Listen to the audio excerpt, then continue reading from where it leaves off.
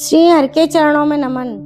आज हम श्रीमद् भगवत गीता के अध्याय 2 के श्लोक 46 का अध्ययन करेंगे। यावान अर्थ उदपाने सर्वतः संप्लुतोदके तावान सर्वेषु वेदेषु ब्राह्मणस्य विजानता।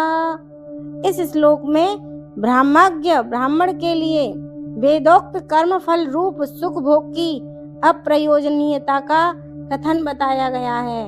भगवान कहते हैं, सर्वतः संप्लुतोदके, सब ओर से परिपूर्ण जलाशयों के प्राप्ते सति, प्राप्त हो जाने पर, उदपाने, छोटे जलाशय में मनुष्य का, यावान अर्थात जितना प्रयोजन अस्ते रहता है, विजानतः ब्रह्म को तत्व से जानने वाले, ब्राह्मणस्य सर्वेषु, ब्राह्मण का समस्त, वेदेषु, वेदों में, तावान उतना ही प्रयोजन रह जाता है। भगवान कृष्ण कहते हैं, एक छोटे से कूप का सारा कार्य एक विशाल जलाशय से तुरंत पूरा हो जाता है। इसी प्रकार वेदों के आंतरिक तात्पर्य जानने वाले को उनके सारे प्रयोजन सिद्ध हो जाते हैं। वेदों के कर्मकांड विभाग में वर्णित अनुष्ठानों एवं यज्ञों का ध्येय आत्म साक्षात्कार के क्रमिक विकास को प्रोत्साहित करना है। वेद अध्ययन का ध्येय जगत के आदि कारण भगवान कृष्ण को जानना है। अतः आत्म साक्षात्कार का अर्थ है कृष्ण को तथा उनके साथ अपने शाश्वत संबंध को समझना है। जीवात्माएं भगवान के अंश स्वरूप हैं। अतः प्रत्येक जीव द्वारा कृष्ण भावना अमृत को जागृत करना वैदिक ज्ञान की सर्वोच्च पूर्ण अवस्था है।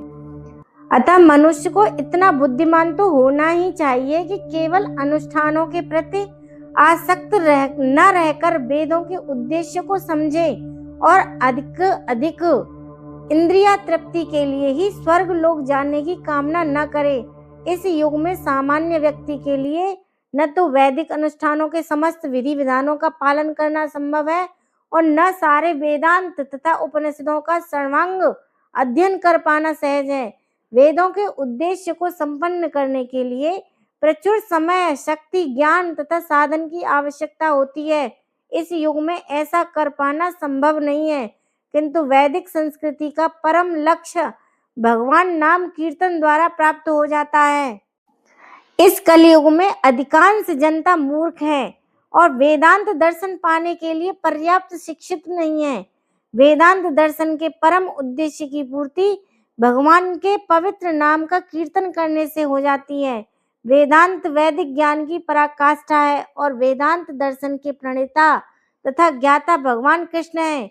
सबसे बड़ा वेदांती तो वह महात्मा है जो भगवान के पवित्र नाम का जप करने में आनंद लेता है।